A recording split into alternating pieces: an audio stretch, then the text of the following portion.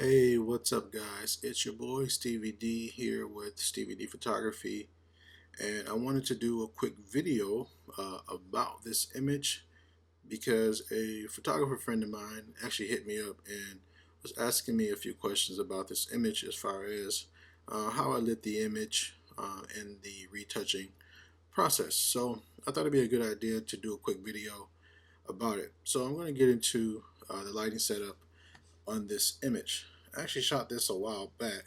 The model name is Pasha. She's out of Detroit, Michigan, where my home is. But let's get into the lighting setup. I used a Canon 5D Mark III with the 7200 2.8 IS2 lens. And I actually shot it on f2.8. I used 1/25th of a second for my shutter speed and ISO 100. So I only used one light, which was the Einstein 640, and I had it set to about 1/28th power, which is pretty low. One of the things I do like about the Einstein is that it can get really low. I used the 37-inch octabox as my main light and a soft reflector just underneath the chin and fill in some of those shadows. And that was actually the lighting setup. It was pretty simple, standard lighting setup for a headshot. I definitely wanted to shoot it at 2.8 just to give it some depth of field. And with the Einstein, the power can get low, so I didn't have to use a neutral density filter to get a lower shallow depth of field. So that was the lighting setup, and I'm going to get into the actual retouch process. So this is what it looked like after I retouched it, and this is what it looked like before. This is the raw image. So you can see there was fairly not a lot of retouching involved, just some general cleaning, some dodge and burn, a little bit of frequency separation just to smooth out some transitions, and just some color fixing. That's about it. It was a pretty decent retouch. I am by no means a retoucher, but I can do a little something every now and then. So let's actually get into the layer so I can show you guys um, what I did in my process. Whenever I start a retouch, I normally just take a minute to zoom in and see what I want to retouch, and I start with what's the most distracting. So I'll go ahead and do a clean layer, which I use the healing brush and sometimes a clone stamp. So let's go through the healing layer, the clean layer.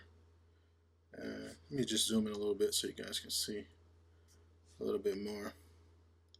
So this is what the image started off with, and I just started by doing a little cleaning, getting some of those marks off her face, some eyelashes, and a few hairs in there as well, a few blemishes.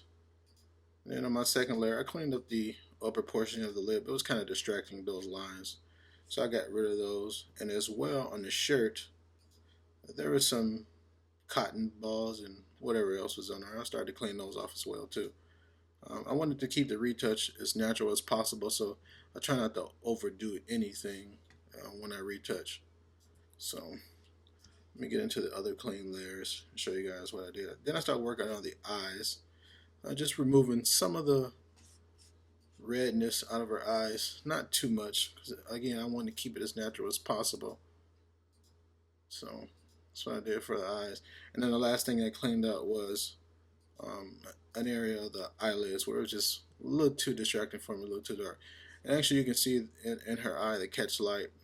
Here is the reflector around this area right here. And this is the 37 octabox. It's just peeking down right on the top of her eye. So that's exactly how I wanted it as well. So the next thing I did was dodge and burn, which is probably one of my favorite processes in retouching. Again, I don't really like retouching, but when I do, I always at some point use dodge and burn. And this is what it looked like before the dodge and burn, and this is what it looked like after. And I did have a few areas that had some color shifts, but I fixed that in another step that I'll show you guys later. So let's go to the actual dodge and burn layers. I'll show you guys what the mask looks like. I actually used two curve layers Now, dodge and burn, one for dodge. I found out it's the easiest way for me to dodge and burn.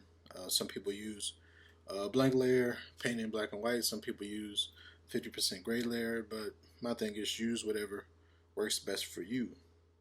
So this is my burn layer. That's the actual mask, the burn, and here is the layer for dodge, which is pretty cool. I think I did a pretty decent job. There were some areas that I had to go back in and use a mask on and paint back in because I started to make it a little flat.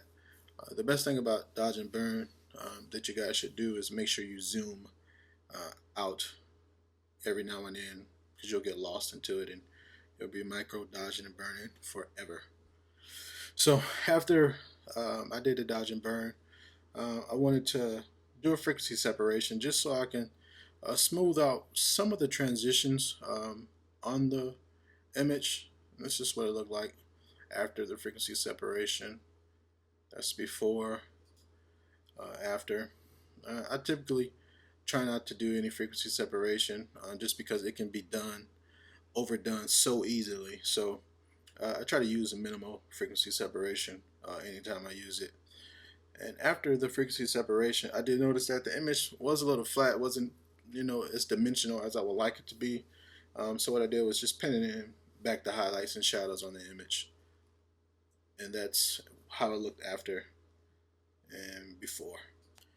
After I painted back in some of the highlights and shadows that I got rid of, unfortunately, in some of the other steps, I did a hue saturation adjustment before I started to fix any color. I did notice that it was a little bit saturated for my taste. So the first thing I did was I used a selective color layer. I hope you guys can actually see a difference on the screen, but I just wanted to change the color just a little bit, get some of that magenta out. That's what it was looking like on my screen.